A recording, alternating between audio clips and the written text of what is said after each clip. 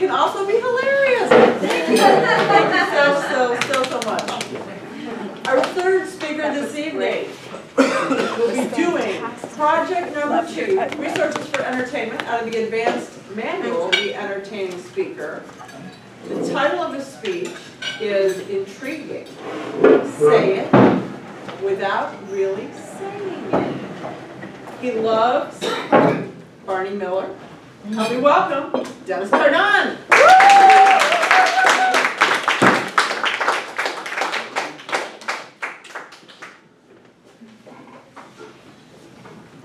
I love the subject of this meeting, Madam Toastmaster, because I grew up on comedy and situation comedies.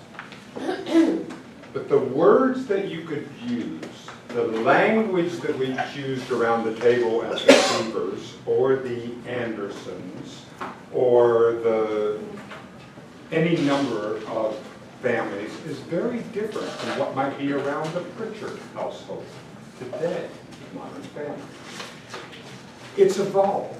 We're allowed to say things, but back then we couldn't. So in 2017, we have evolved the art of euphemism. That is saying it without really saying it. And it's very important in places like Toastmasters, where we want to have polite society. And in case that you're new here, while you know that we take subjects and we go all the way to the edge, we try to keep our language in certain parameters. Now, for example, what we will do, we have a very handy scale, an alphabetical scale that we've devised, not we, but I mean we as a society have devised for polite words and how to say them. We have a word, an alphabet, and we've assigned different letters to them. So there is a word called the S word.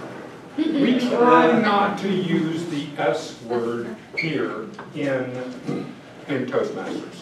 As a general rule, perhaps once in a while we can use it for very good effect, but in general we try to avoid it. On the other hand, we can say crap. Now, a very interesting thing about this word crap is that it's exactly the same as the S word. In every essence, it is exactly the same, but somehow we as a society have decided that the word crap is perfectly acceptable. You can use it, you can say, I have had a crappy day. I have not been able, I actually don't give a crap. And it is exactly the same thing as the S word. The only time I found that it's probably not completely appropriate is that if I were to find myself, let's say, up the tributary without a means of locomotion. I don't think crap creep works there. But still, in any other case, I figure that it does work. It's a very easy way for you, and so please feel free to use crap wherever you feel it is appropriate.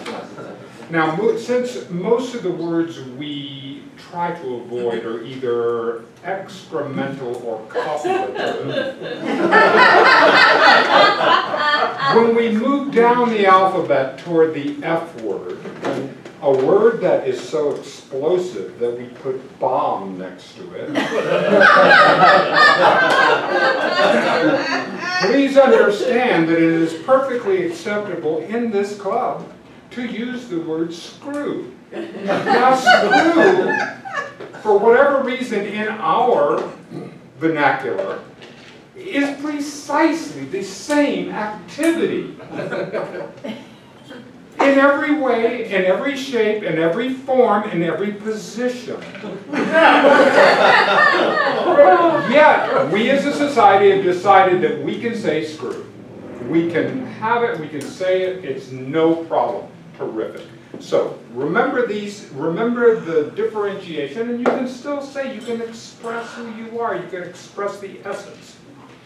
Now, when it comes to the genitalia and the areas around there, just remember that with men, you can go biological. Penis is perfectly acceptable. Also, any of the male names, such as Dick and Peter, that's perfectly fine. Somehow, Johnson, I don't really understand where that came from, or junk, but please feel free to go ahead and use that. Now, vaginas have monologues.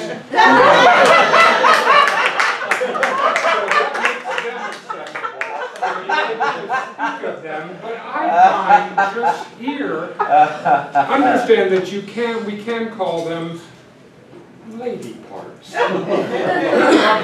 Lady parts. So that's a way to be able to get around it. And do understand though, there are certain things about words and parts of words, like you can use the word ass or the word hole. Just don't use them together.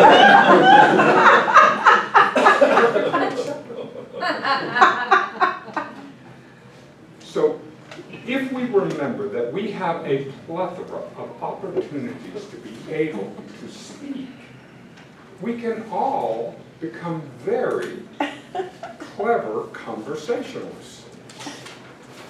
Or, even better, cunning linguists.